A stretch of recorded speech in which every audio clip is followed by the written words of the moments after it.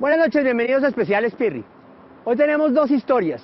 Una historia que le arruga a uno el corazón de una manera y otra que lo deja a uno reflexionando sobre qué pasa cuando usted es correcto y honesto en este país. Parece que le fuera mejor si fuera un ladrón, si fuera un corrupto. ¿Sí? Pero bueno, antes de entrar a esas historias, primero quiero hacer una invitación, algo positivo. Dentro de 8 días, en la playa de Las Velas, en Cartagena, campeonato de surf.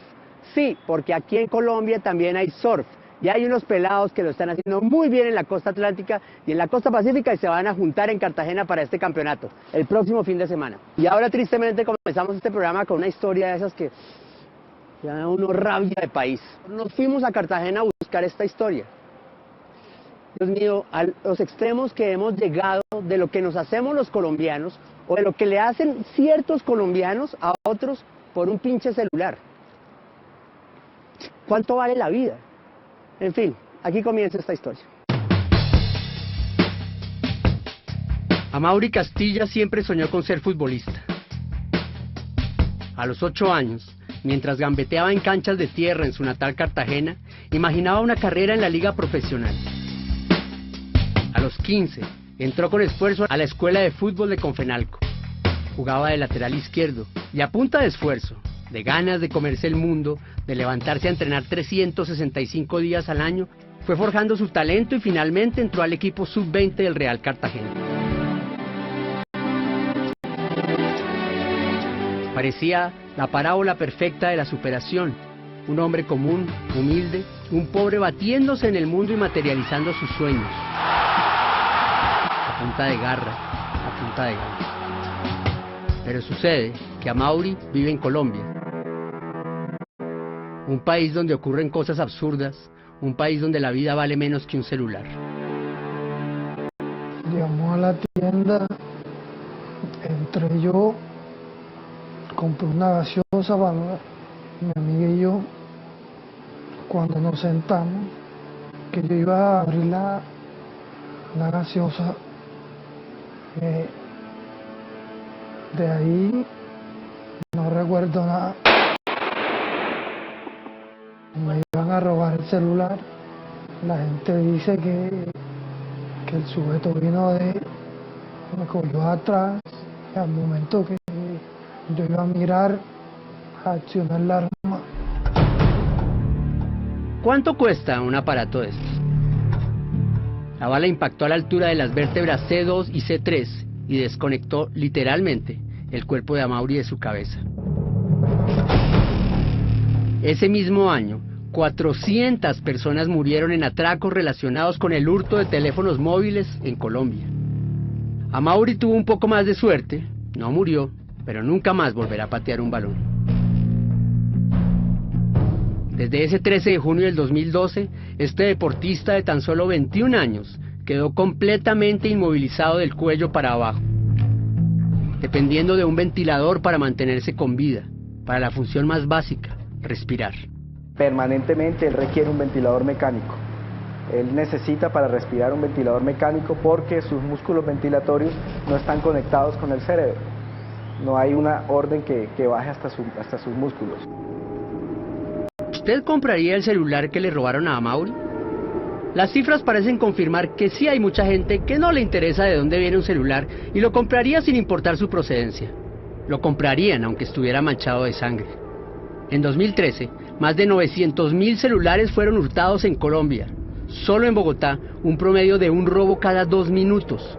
9 de cada 10 de los delincuentes que fueron capturados volvieron a las calles casi de inmediato, ya que generalmente son procesados por hurto simple, que es un delito excarcelable.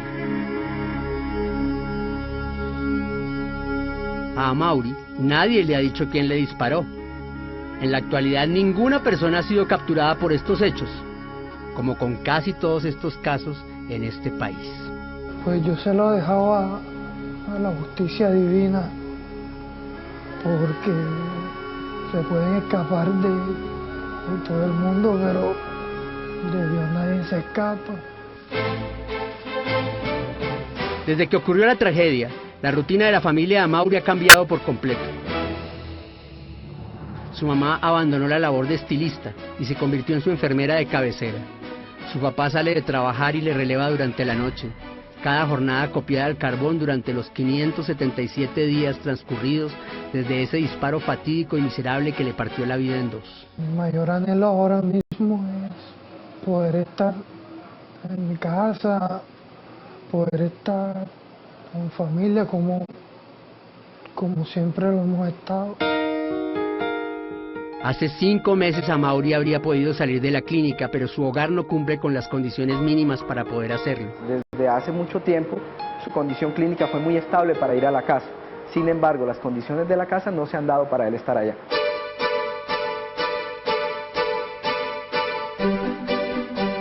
Las paredes están húmedas. El techo lo sostiene la pared porque ya la madera está toda podrida. Tiene el techo roto, el piso no está adecuado, las líneas eléctricas son manuales, por decirlo de alguna forma, fueron hechas por personas sin experiencia. En efecto, él puede morir, está en un riesgo muy alto porque pueden fallar los equipos, él depende de un ventilador que es eléctrico, dependemos de que el equipo esté conectado a la corriente para que se cargue, al igual que el oxígeno que él lo requiere para poder tener una oxigenación adecuada de su organismo. Somos una familia, nuestra tomé, en este momento mi familia no cuenta con esos recursos. El acondicionamiento de la casa en el barrio central de Cartagena cuesta alrededor de 20 millones de pesos. Hasta que ese milagro tome forma, seguirá en esta misma habitación desde la que con esfuerzo puede ver las olas, el movimiento y la espuma del mar al otro lado de la calle. El mar en donde antes nadaba, la playa en donde antes corría. A pesar de todo, sus ganas de vivir siguen intactas. A mi corta edad ya veo la vida de otra manera, la disfruto de otra manera. La amo como a nada en el mundo. Y pienso pues que el futuro me prepara muchas cosas lindas, tanto a mí como a mi familia.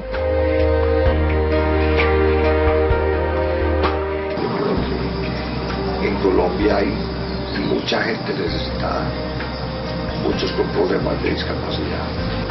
Ojalá todos nosotros los pudiéramos oír y ayudarle a esta familia para que salgan adelante.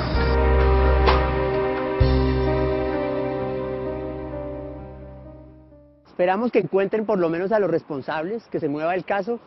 Y por favor, ustedes saben que hemos hablado siempre aquí de la revolución de las cosas pequeñas, que todos podemos hacer grandes cambios haciendo pequeñas cosas. Bueno, si además de hacer nuestra parte, usted tiene cómo ayudarle a este joven, mire, acá. Al menos para que pueda salir del hospital donde lleva ya más de un año e irse para su casa. No hay derecho a esta historia. Y las autoridades algo tendrán que hacer. Y nosotros tenemos que empezar por no comprar celulares de segunda, que uno sabe en esos lugares allá donde se los venden, de dónde es que provienen. Esa es nuestra doble moral. Aquí está el número, y para seguir con este programa, ahora vamos con otra historia, una historia que lo hace también a uno sentir orgulloso de los funcionarios que a veces tiene Colombia, a pesar de todo, pero también le dice a uno, si así le pagamos a nuestros buenos funcionarios, pues se nos van a torcer todos. Esta es la historia de un procurador a quien un sicario le disparó por cumplir con su trabajo. Este procurador se encontró con este sicario. Y este sicario le abrió las pistas hacia de dónde podría provenir o quién sería el autor intelectual de este atentado.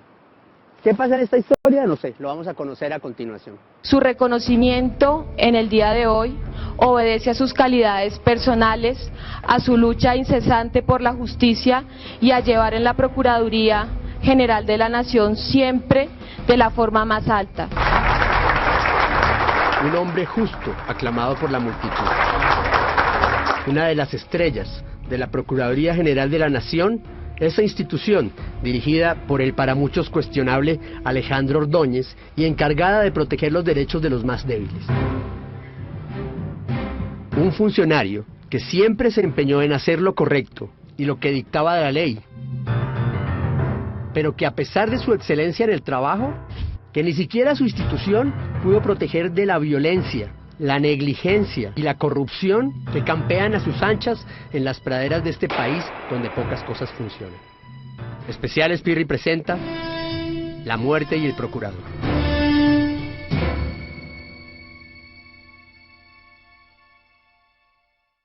El perdón. Un encuentro con el sicario.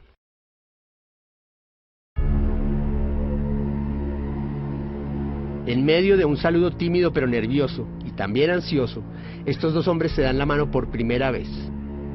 Él es Hammer, quien sueña con estudiar diseño gráfico y convertirse en un músico famoso.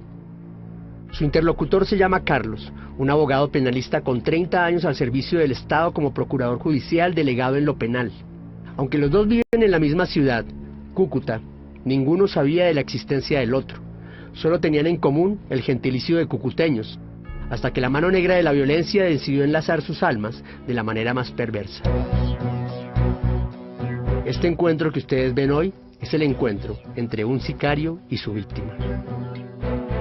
Este episodio no es uno más de los penosos encuentros obligados entre víctimas y victimarios que a lo largo de estos años hemos visto hacerse en el marco de la puesta en marcha de la Ley de Justicia y Paz. No, lo que ustedes ven es un acto espontáneo de un muchacho que arrepentido decidió darle la cara a su víctima solo con la intención de pedirle una cosa: perdón. Pues hoy martes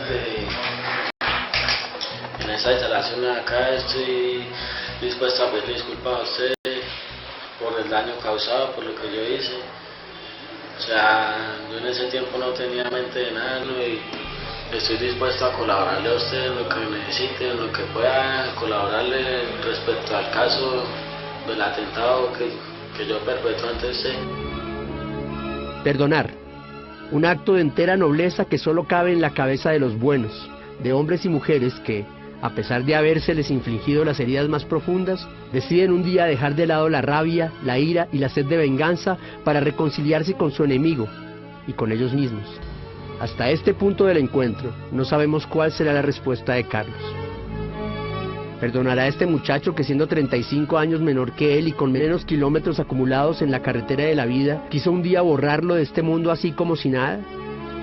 Antes de dar esa respuesta, a Carlos le preocupa otra cosa, y es saber de boca de Hammer, el autor material de su atentado, la verdad. ¿Quién y por qué lo querían muerto? Pero quisiera saber cómo se esto todo, desde cuándo, quién y por qué. Carlos, quien parece estar más bien al frente de una diligencia judicial de rutina a las que está acostumbrado a hacer en su trabajo, no da asomo de asombro ni hay temor en su rostro.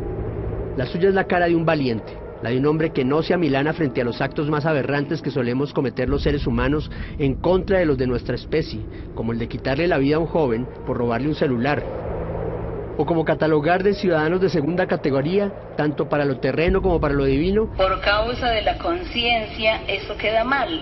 A las personas, por el simple hecho de faltarles un brazo, estar ciegas o tener la cara quemada con ácido. Este hombre, que hoy de milagro está vivo para echar el cuento, solo busca la verdad.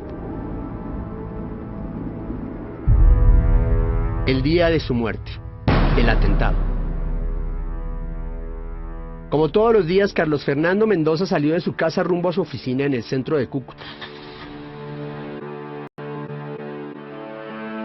Eran las 8:05 de la mañana del 13 de junio del 2012, cuando a bordo de su automóvil se detuvo en esta esquina en la calle 9E con avenida 6N del barrio Ceiba 2, esperando a que el semáforo cambiara a verde y poder seguir su camino. No llevaba prisa, seguramente por eso en sus pensamientos no albergaba la preocupación de no ir escoltado ese día, y más bien buscaba armar en su cabeza la estrategia para impedir que el delincuente de turno, el caso que tuviera sobre su escritorio, no se perdiera por entre las rendijas cada vez más grandes de la injusticia en Colombia, sino que terminara en una pena merecida en una cárcel, de la misma manera que cientos de bandidos entre paramilitares, guerrilleros, policías corruptos, militares torcidos y políticos delincuentes que había hasta ese día logrado mandar a la cárcel este procurador a lo largo de sus 25 años entregados al servicio de la Procuraduría. En ese instante fue abordado por un hombre que, simulando vender velas, se acercó a la ventanilla de su carro y sin mediar palabra le propinó 2 disparos que le cambiaron la vida para siempre. Que me dispara, lo pude reconocer perfectamente. Se desplazaba, iba con bermudas, una camiseta de un equipo de fútbol, una gorra y un bolso terciado donde lleva su arma. Ese sicario es el que me pide perdón luego. Otro sicario es el que se atraviesa por el frente de mi carro, y el otro es el que está esperando más abajo de una moto. Carlos Fernando Mendoza llegó al borde de la muerte a urgencias del Hospital Universitario Erasmo Meós con un cuadro crítico de pérdida de sangre y oxígeno por una herida en su hombro izquierdo y otra a la altura de la sien. El paciente, cuando nos ingresa al servicio de urgencia, nos llega en muy malas condiciones generales, con 2 heridas importantes de arma de fuego, una en su hombro izquierdo con orificio de entrada y orificio de salida, y otra que era mucho más importante, que era a nivel del temporal izquierdo con orificio de entrada y orificio de salida casi en la parte inferior de su oreja derecha. El paciente llega en shock hipovolémico, había perdido muchísima sangre. Hay necesidad de hacer un proceso de valoración médica urgente y una reanimación avanzada para poder intentar sacarlo del shock hipovolémico que tenía. Pese a todo pronóstico, a las 48 horas despertó del coma, pero le ha tocado pagar un precio muy alto para seguir viviendo. Yo tengo hipoacusia severa en los 2 oídos, tengo el nervio trigémino, lo tengo roto, tengo destruido la cabeza del húmero,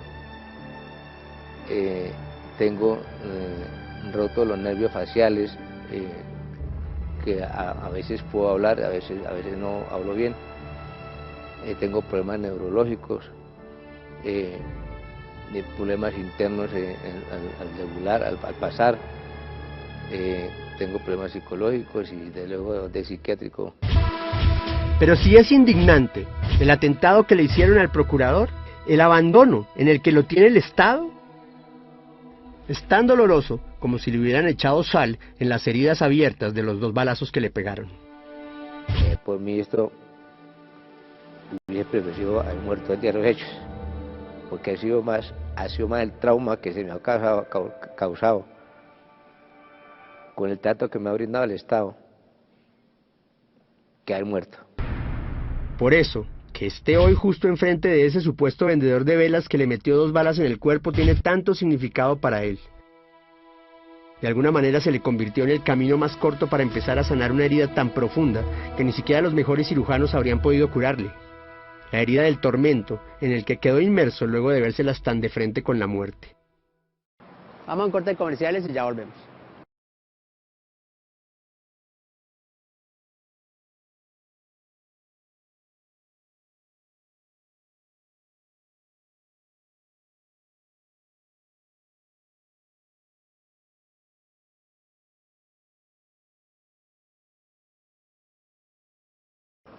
Aquí sigue esta historia. Pero, ¿quién es este hombre y qué ha hecho en su vida como para que exista alguien en este planeta que quiera verlo muerto? Yo provengo de una familia humilde, estudié en la Universidad Libre de la ciudad de Cúcuta, fui docente universitario en las universidades de Cúcuta, tengo 4 posgrados, igualmente desempeñó el cargo de presidente de la Comisión de Derechos Humanos. Por las paradojas de la vida, Carlos se ganaba la vida luchando por los derechos de los más débiles, como procurador judicial en lo penal en la ciudad de Cúcuta desde hacía 25 años. Se presentó una pelea entre políticos y se necesitaba una persona honesta para postular como funcionario de la Procuraduría. Y afortunadamente yo ya tenía cierto recorrido con mis hojas de vida en cargos públicos y se postuló mi hoja de vida y fue así como ingreso a la Procuraduría de la Nación. Se estrenó en sus labores como veedor de la Administración de Justicia cuando la guerrilla tenía dominados los cultivos de coca en la zona del Catatumbo y los paramilitares perpetraron las primeras masacres en la zona. La masacre de Catatumbo, la primera fue de mayo de 1999, la siguiente fue la de junio y una de agosto del mismo año, que fue la de Tibú como tal, la otra de la Gabarra. Esas masacres, esas investigaciones de esas masacres me correspondieron a mí. A este hombre la vida se le volvió un verdadero calvario desde el día en que intentaron matarlo. No solo por la gravedad de sus heridas, sino porque, como él mismo lo cuenta, sufrió en carne propia la indiferencia del Estado frente a un ser humano indefenso. Misma indiferencia que él combatía día a día haciendo bien su trabajo, pidiendo que se cumpliera la ley, sin importar que el precio por ser buen funcionario fuese el de morir a manos de los enemigos de la justicia. Y es que en el ejercicio de sus funciones, como procurador judicial delegado de lo penal, Carlos Fernando Mendoza tenía una tarea muy clara: pedir a los jueces las condenas y a la fiscalía las acusaciones respectivas en contra de las personas que él, como representante del Ministerio Público, consideraba responsables de conductas delictivas. Condenas fuertes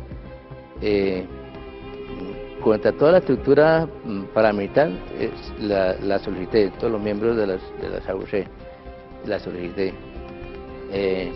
Incluso ahí está Alex Liguano, a quien igualmente yo solicité la acusación y posterior condena.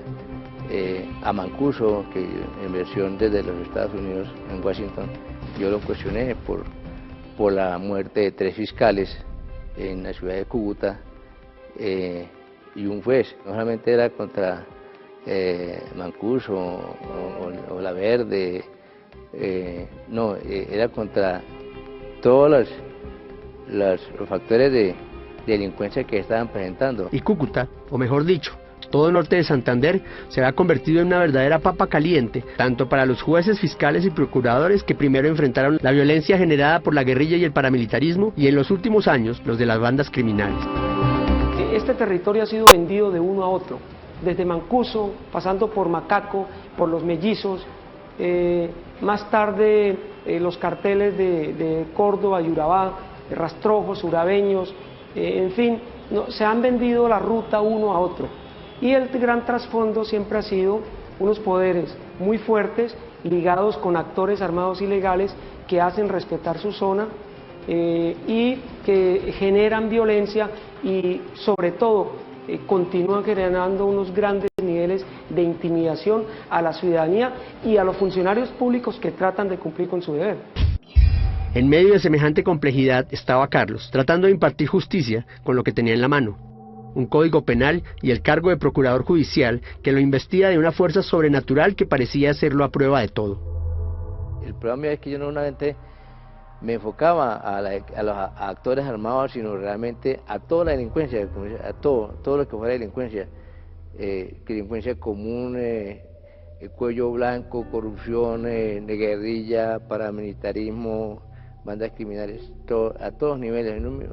A mí no me interesaba quién fuera el que estuviera de por medio, no me interesaba, no, porque todos son iguales ante la ley. Con esa vehemencia y total convicción de que las instituciones en este país funcionan, antes de ese fatídico 13 de junio del 2012, le había puesto el ojo a las prisiones domiciliarias, que se le estaban concediendo con más regularidad a cabecillas paramilitares e integrantes de las BACRIM, presos en las cárceles del norte de Santander. Yo empecé a advertir una situación muy particular, que las prisiones domiciliarias se las concedían única y exclusivamente a los jefes paramilitares y a los narcotraficantes.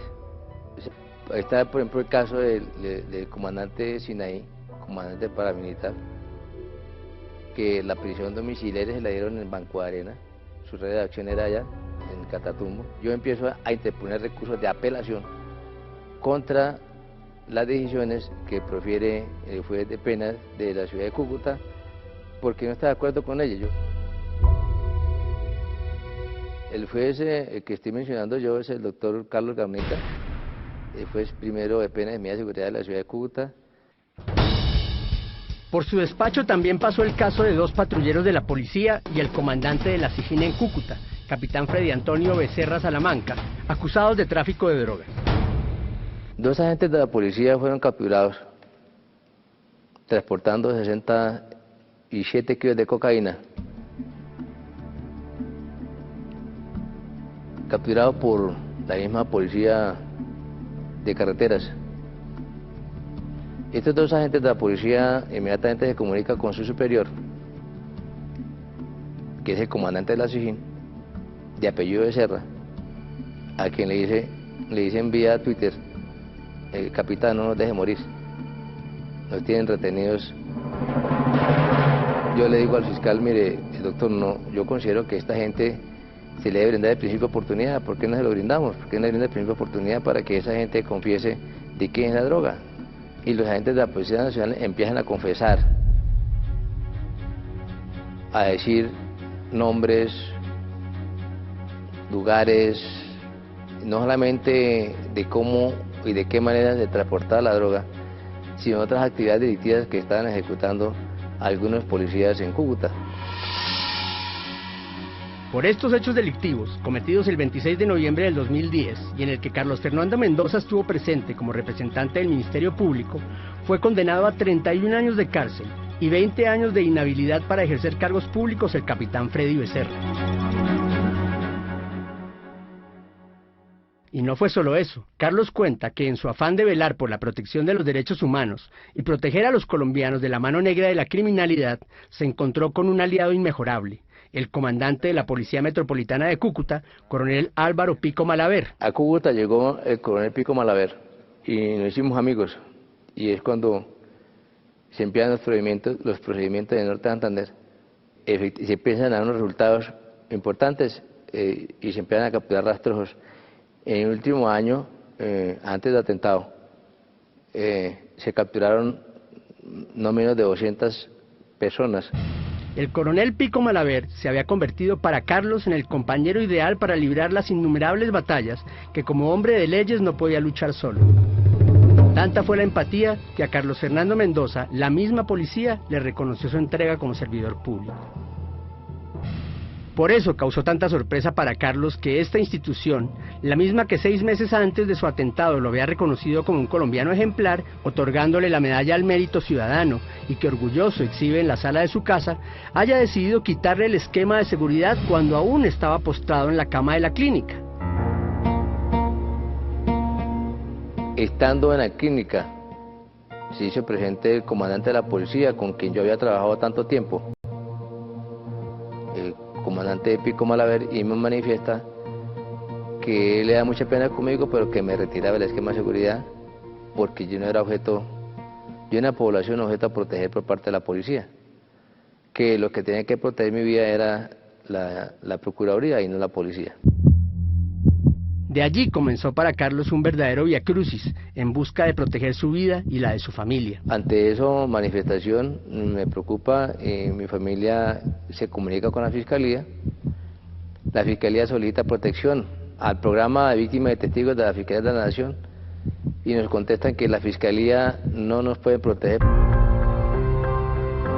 La respuesta de la Unidad de Protección fue igual que la que dio la policía y la Fiscalía. Carlos Fernando Mendoza no era sujeto de protección de esa entidad porque esa responsabilidad era de la Procuraduría, o sea, era responsabilidad del doctor Alejandro Ordóñez. Me voy a la Procuraduría y la Procuraduría me dice que ellos sí, hay un esquema de seguridad para ellos, pero que es únicamente a nivel de jefes, del señor Procurador de la Nación, del viceprocurador, de algunos delegados, de las hijas del Procurador de la Nación, pero no para más funcionarios de la Procuraduría, porque no hay la logística ni hay los recursos para esa protección. En la actualidad tenemos más o menos 3.800 funcionarios. Nuestra división de seguridad está compuesta por 39 agentes de seguridad y 42 conductores. No contamos ni con el equipo, ni la infraestructura, ni siquiera con los vehículos necesarios para garantizar la seguridad de todos los funcionarios de la entidad. Ante tal respuesta, cuenta Carlos, tuvo que recurrir como cualquier parroquiano a la acción de tutela para que le pusieran un esquema de seguridad que lo protegiera del acecho de la muerte, que todavía amenazaba con cortar de manera prematura el hilo de vida que aún lo mantiene aferrado a este mundo. Me vi obligado a intentar una acción de tutela ante el Tribunal Contencioso Administrativo de Boyacá, tribunal que falla a mi favor la tutela y ordena la seguridad tanto a la policía como a la Procuraduría para que me la presten. Y también obligan que me den la logística. El fallo de tutela lo que ordenó es que la policía le mantuviera el esquema de seguridad que le había asignado. Lo que nosotros teníamos como obligación derivado de esa providencia es garantizar los medios logísticos y operativos para la seguridad. Entonces lo que se le asignó fue un vehículo, inicialmente un vehículo normal y luego un vehículo blindado, y se le asignó un conductor para todos sus desplazamientos. La trágica historia de Carlos no será la única ni la primera y tampoco la última que un colombiano haya tenido y tendrá que padecer en busca de proteger su derecho fundamental a vivir. Tampoco es el primer funcionario público en vérselas en semejante aprieto para defender los derechos de los colombianos. En Cúcuta han sido asesinados 15 funcionarios de la rama judicial, entre jueces, fiscales e investigadores del CTI en los últimos 16 años. Nosotros lo que hemos denunciado y hemos encontrado en nuestras investigaciones de trabajo es que acá hay constituidas verdaderas empresas criminales dedicadas a actividades como el narcotráfico, como el contrabando, como la trata de personas, como la entrada ilegal de armas, que está cruzado con sectores del establecimiento, que genera corrupción política, que genera intimidación y miedo y que tienen el poder y la capacidad de quitar y poner y de decir quién vive y quién no vive. Por eso, lo que le ha tocado vivir a este hombre prende las alarmas sobre lo inseguro que sigue siendo para los funcionarios públicos hacer su trabajo en este país. Cuando un funcionario público probo, idóneo, que está dispuesto a cumplir con su deber y a hacer de que su trabajo sea un trabajo respetado en el mandato que tiene como la Procuraduría de proteger los derechos fundamentales de los colombianos, entonces ocurren situaciones como estas, porque aquí hay poderes fácticos que no están dispuestos a que se aplique justicia o a que el Estado funcione como debe funcionar. Ante semejante grado de vulnerabilidad, resulta grave e inexplicable que no haya las suficientes herramientas legales para proteger a procuradores judiciales como Carlos, que siendo correctos, osan decirle al poder corruptor de los violentos que paguen por sus delitos. La verdad es que en Colombia hay varios funcionarios de la Procuraduría General de la Nación que se encuentran en riesgo. Podemos hablar, por ejemplo, de los procuradores judiciales que hacen un acompañamiento en los procesos, muchos de ellos muy delicados por terrorismo, por diferentes temas.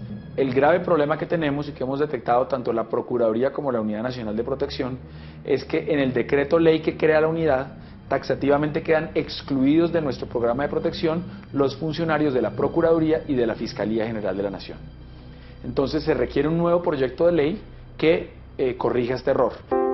Para el momento en que lo conocimos, Carlos era objeto de un homenaje por parte de la Procuraduría en el que se destacaba su compromiso por la institución. Hoy queríamos aprovechar, doctor Mendoza, la presencia de todos los procuradores coordinadores para imponerle esta placa. Esta placa que otorga la delegada del Ministerio Público en Asuntos Penales, le otorga a usted, doctor Mendoza, un reconocimiento por su valiosa y meritoria labor como procurador judicial. No podemos decirle otra cosa, doctor Mendoza, sino gracias. Le felicitamos por toda la fortaleza y por toda la entereza que ha tenido y decirle que sigue contando de corazón no solo con la Procuraduría, sino con todas las personas que integran el Ministerio Público. Pido un aplauso para el doctor Mendoza.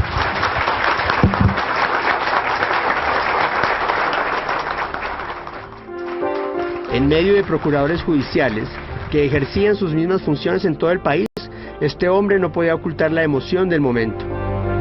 Con lágrimas en los ojos y dándose a entender como podía, pues una de las secuelas del atentado fue la afectación del habla. Pero así dio estas palabras de agradecimiento a la que fue su casa y a los que fueron sus compañeros por casi 30 años de vida como servidor público. He asumido este atentado con secuelas irreversibles graves para mi salud, y que gracias a esa fortaleza y ese amor institucional con sentido de pertenencia para la institución y para la sociedad que dignamente representamos y que muchas veces está huérfana de esa justicia que tanto anhelamos, vulnerable, son ustedes, compañeros, los encargados de aquí en adelante, de verdad, a ejercer un ministerio público que vaya acompasado con la Constitución Política del 91. Pero más allá de la emoción del momento, de verse expuesto como el modelo de procurador que debería existir en este país, su rostro ocultaba el sinsabor del amargo trago que tuvo que pasar al poco tiempo de haber recibido 2 balazos por cuenta de defender los principios de la institución que en ese momento no hacía más que echarle loas a su trayectoria profesional. Carlos ya no era procurador judicial en lo penal 90 en Cúcuta, despachaba desde Tunja y su traslado para esa ciudad, cuenta él, se dio en medio de irregularidades que no pudo entender en aquel momento. Ilusamente, en cama, en la clínica, yo creí que iba a llegar a una comisión de Bogotá de la Procuraduría a decirme qué necesitaba, en fin, a solidarizarse conmigo por los hechos ocurridos. Entre esos hechos, pues obviamente, entre las situaciones, pues pregúntaseme que para qué ciudad quería que fuera trasladado. Los criterios que se tuvieron en cuenta son los de seguridad, es decir, que se le pudiera garantizar la integridad, que fuera un departamento en el que no existiera la posibilidad de que se atentara contra su vida. A Tunja llegó con las heridas aún abiertas y sin haber cumplido los 3 meses de incapacidad que le había recomendado su médico. Las condiciones de traslado fueron las más inhumanas, había y por haber. Me presionaron para que me trasladara a la ciudad de Tunja. Yo llegué a Tunja al mes y unos días del atentado, con las heridas abiertas, sangrando todavía las heridas, drenando. Yo no sabía, yo no tenía el don de la ubicuidad, perdón, yo no podía ubicarme en la ciudad de Tunja. Su aspecto no era el del hombre fuerte y saludable que siempre había sido, sino el de un hombre desorientado al que a duras penas le daban fuerzas para andar. Él llegó el día menos pensado, se presentó, se acercó a la oficina y le dijimos a la orden. Se presentó, llegaba traslado a la ciudad de Cúcuta, pero no se le entendía bien, entonces la pregunta es, ¿qué le pasa a este señor? O sea, ¿qué necesita? Porque la tez de él era una persona pálida, no hablaba muy claro, no modulaba bien, entonces en ese momento uno dice, alguien con problemas necesita algo, y me le acerco y me dice, soy el procurador, vengo a notificarme que voy a empezar a venir a este juzgado. Entonces nosotros nos quedamos tan raro, porque el procurador que estaba antes con nosotros, pues no nos dijo que se iba. Nunca llegó un oficio al despacho. Muy bien, vamos a un segundo corte de comerciales y ya regresamos.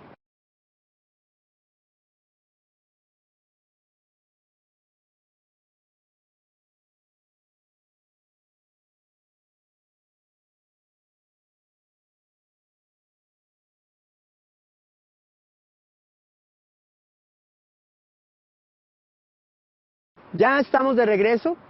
Y ahora vamos a ver el desenlace increíble que ustedes no se imaginan que tiene esta historia. O sea, no me lo van a creer. En Tunja sus problemas de salud se agravaron, pues no era la ciudad idónea para tener una buena recuperación. Así se lo hizo saber al Procurador General de la Nación, al doctor Ordóñez, a quien directamente le pidió lo ayudara con un traslado a una ciudad de clima cálido, donde pudiera seguir ejerciendo sus funciones y no estuviera tan alejado de su familia. Yo hablé en 2 oportunidades con el señor Procurador de la Nación, en Cúcuta y en la ciudad de Tunja, le planteé la situación, le dije que reconsiderara mi traslado para la ciudad de Tunja, que por qué no me trasladas por lo menos a San Gil. Eso eso como hablar de una pared, no me dijo absolutamente nada. Ni sí ni no. Le manifesté eso y salí. y nunca se dio el traslado. Claro, seguramente habrá habido otras prioridades, como perseguir minorías o ayudar a cuadrar pensiones.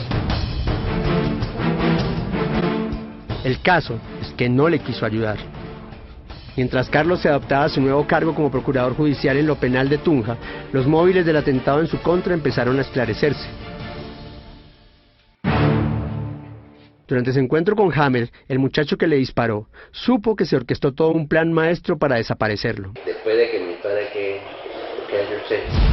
O sea, yo salgo de ahí, o sea, me voy de ahí, me voy caminando ahí, me monté a una buseta y me fui.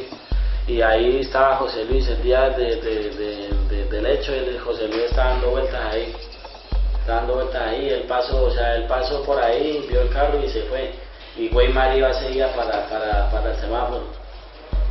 Y o sea, antes de que, o sea, cuando pasó eso, él ya iba para allá, o sea, no alcanzó a llegar. Y él pasó y lo vio a usted ahí en el carro y siguió derecho. Pero los detalles de cómo 4 personas le montaron guardia a la espera de que saliera de su casa no resultaron tan reveladores como sí lo fue saber que ese clan de asesinos a sueldo conocía al dedillo su esquema de seguridad. Tanto así que los delincuentes estaban 100% seguros que ese día lo iban a ejecutar. O sea, me dijeron, hágale que ya eso ya está listo. Que si no estoy mal, usted duró 2 días sin escolta, lunes y martes. A las 8 de la mañana salgo normalmente, mi señora me reclama que por qué no está de escolta, y yo le digo que al parecer no puede venir porque tiene un problema con la señora, no sé, en el comando tiene una cita. Y dice ella, y el día anterior tampoco vino, le digo, sí, el día anterior tampoco me acompañó. Precisamente para el día de los hechos, Carlos había salido de su casa solo, sin el escolta que todos los días lo acompañaba y que se había convertido casi en su sombra. Eso me dijeron a mí, que en esos 2 días era que si no, no era nunca, que si no, que entonces que el que iba a pagar era yo. Tampoco estuvo a su lado el día anterior, como lo demuestra esta declaración en la que manifestó su ausencia por diligencias de carácter laboral. Yo salgo de ahí y a los 5 minutos a la vuelta de un semáforo, el semáforo me hace unos disparos.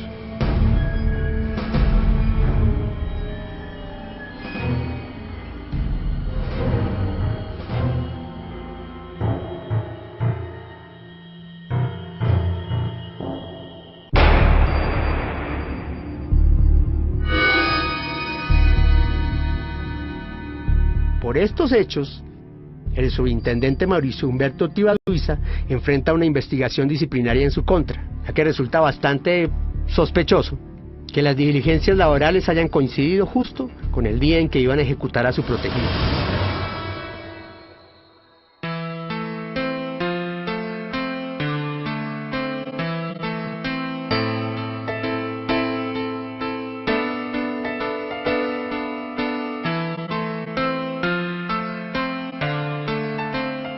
Mientras la justicia hace lo suyo, ¿qué esperaría uno que de verdad funcionara, sobre todo porque se trata de uno de sus soldados más capaces? Acompañamos a Carlos a lo que fuera su segunda casa por casi toda su vida, la sede de la Procuraduría en la ciudad de Cúcuta. Estamos ubicados totalmente. Bienvenido. ¿Qué más? De esa es la primera vez que vengo aquí a la Procuraduría, la veo toda cambiada, toda remodelada. La oficina es esa, la oficina mía, oficina 90. Allí fue recibido por antiguos compañeros de trabajo que no estaban preparados para tan inesperada visita, pero que le dieron un gran abrazo de bienvenida. Lo que sí me preocupa y me llama la atención, como siempre, en la Procuraduría, es que a esta hora no hay ningún procurador. En el recorrido por los pasillos del lugar se encuentra Carlos con unas oficinas remodeladas que le cuesta reconocer y que entre capas de pintura y muebles nuevos parecen haber borrado aquella época en que el procurador Carlos Fernando Mendoza hubiera trabajado allí. Justo tras esa puerta. Desde el 12 de junio a las 9 de la noche salí de la oficina y no volví más hasta hoy.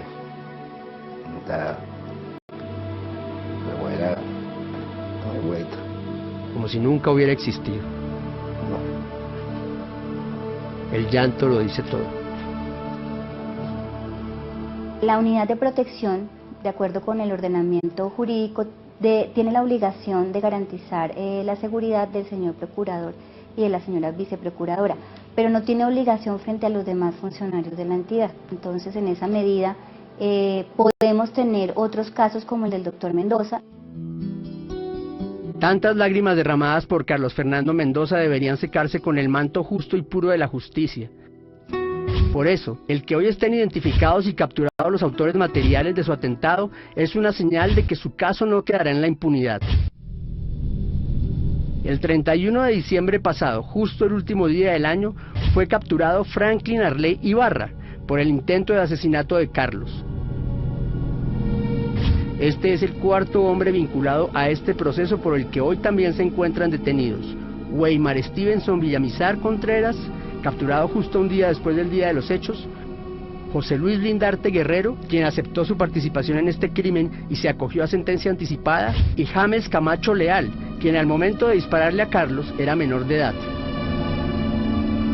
Aunque el daño ya está hecho y aunque ya no se pueden desandar los pasos de esta tragedia, esperamos que con la captura de estos 4 hombres llegue un poco la paz al corazón de Carlos y su familia y se conozcan por fin los autores intelectuales de este crimen.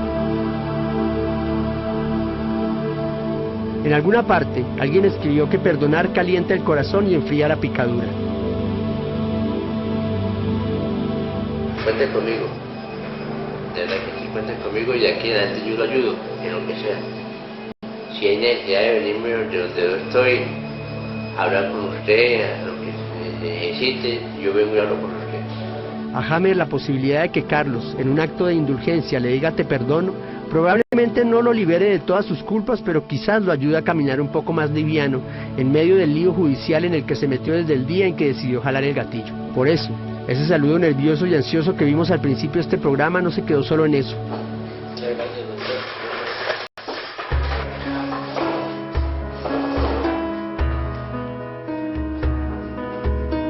Carlos decidió, como solo saben hacerlo quienes albergan nobleza, perdonar, y en un gesto inesperado, el adiós entre estos 2 hombres culminó con un abrazo de perdón.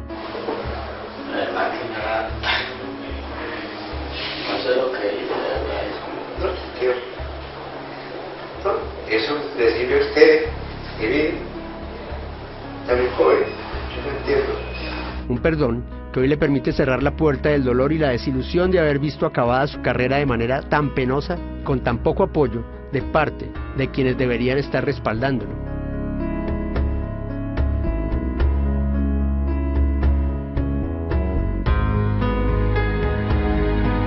Ahora se le abre una puerta nueva.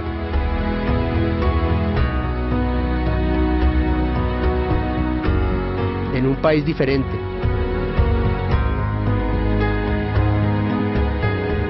En el que espera recobrar la tranquilidad que perdió en Colombia. Me encuentro en el aeropuerto internacional Dorado. Voy de salida del país. Más radical, donde muy seguramente me van a dar la protección que yo requiero y que el Estado colombiano no me dio. Me voy porque los bandidos no me quieren aquí en este país, porque lamentablemente las autoridades no me protegieron, porque tengo que proteger a mi familia y de luego me tengo que proteger. Un adiós, un hasta luego.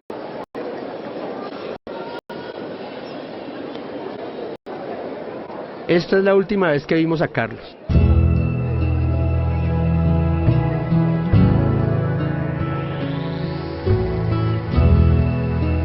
Acompañado de su esposa, de sus 2 hijas, 8 maletas, pero eso sí, la dignidad intacta que dejó después de 30 años al servicio del Estado. Cosa que no puede decir uno del Estado que él defendía. Este hombre decidió a sus 55 años empezar una vida nueva lejos de su terruño. Se cansó de esquivar las piedras que torpedeaban su trabajo, las balas.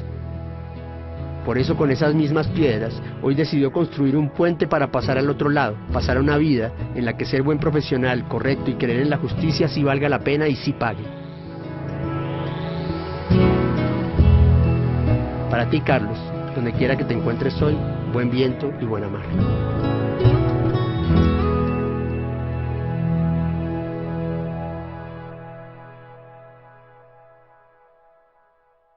Y bueno, como pasa muchas veces en este país, Carlos Fernando Mendoza, este buen funcionario, este buen procurador judicial, se tuvo que ir del país, abandonado por la institución que lo debió proteger, abandonado por el Estado que lo debió proteger, mal de salud a causa del atentado que sufrió, se fue por su cuenta.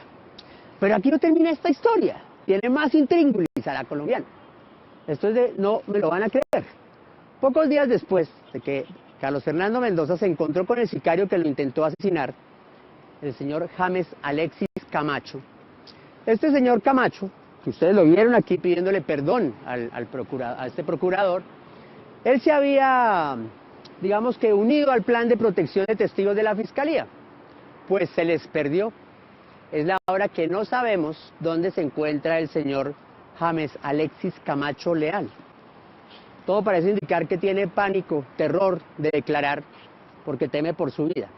Muy bien, nos vemos el próximo fin de semana, no sé en qué horario, y nada, cuídense y métanle fe, que igual los buenos somos más, eso dicen.